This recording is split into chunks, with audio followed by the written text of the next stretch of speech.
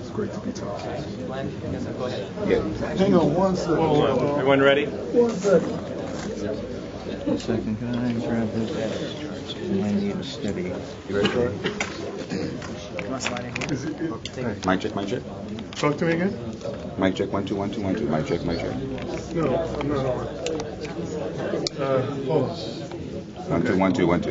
Okay. You touched on a little bit about this going a long way to attracting a new owner. Can you elaborate more on that? How close was this team? Well, there's multiple groups right now that what I would consider more primary owners, not smaller pieces, ownership groups.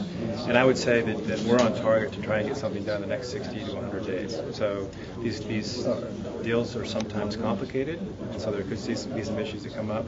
But we have established a track record that, again, I think that we're going to get this thing done pretty quickly. You think local? Or? Yeah, the contingent upon any ownership transaction would be that the team is going to be here for the long term, right? So whether the group comes from this zip code or another, it is done, the transaction will be done to make sure that the team is here for the long term. Was there any doubt in your mind that you could reach this 10,000 ticket mark? I mean, with the work stoppage, with the ownership uncertainty? Well, yeah, we started in February, and what we said was February was not an option. So our organization has been focused on this, and we've been working day and night. And so truly there was no doubt. But at the same time, I'll tell you, it's not the end. We will continue to sell season tickets. Scarcity is really an issue now. The last time we were at a point where we had this many season tickets, we had sellouts, and we had a lot of people who were angry because they couldn't get the seats they wanted. So now's the time, if you've been standing on the sidelines, to get in. Otherwise, we're going to have a problem with getting everyone the seats that they want. So we're going to continue selling. This is not the end, and we're looking forward to a great season. You about your franchise players, if there's a good chance a franchise player might even be here. The last time something like this happened as a sports fan in New Orleans, Archie Manning left. How you guys are dealing with that, and what are the chances that Chris could still be here? The chance that he could still be here? Well, you know, we've got 5 players on our roster right now, right? We start camp in 48 hours or whatever it is.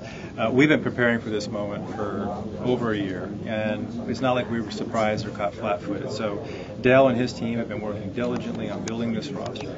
Our number one priority is to build a team that can be competitive and to win and to make this community proud. That's what we're doing, right?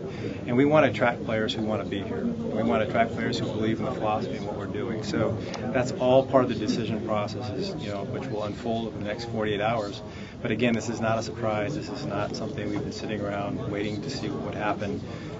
We've been managing this and taking control of the situation as best we can, and we're going to have a team that we believe that achieves that objective of making this community proud. Hey, the fans who have resigned to a CP trade, do you want to address that in any way?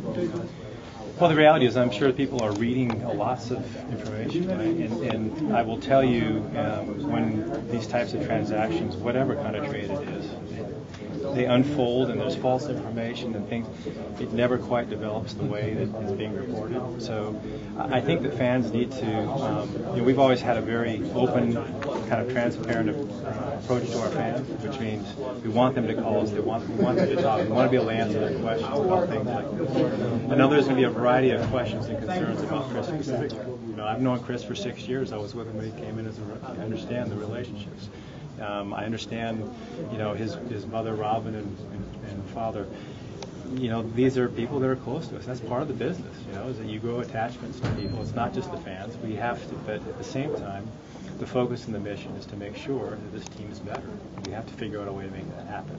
And at the same time, balancing, the needs of the people that work with us. So, I think that we will have a lot more to talk about in terms of what that actually means specifically, but it's going to unfold in the next probably little while, and if it doesn't, we start camp and we'll keep going.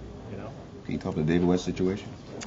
Yeah, David, is obviously someone that we've targeted for a long time in terms of we wanted to have David be part of this team. David, again, like Chris, is someone who's grown up in this organization, and David is someone we believe in.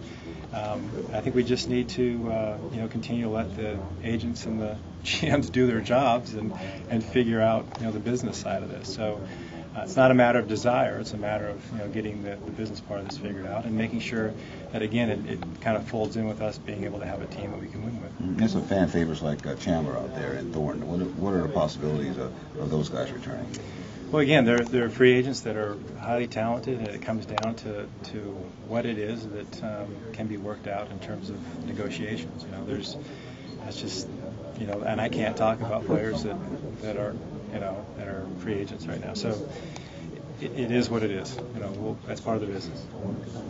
Thank you, everyone. Thank you. I bet you never said it is what it is when you were dealing with salary.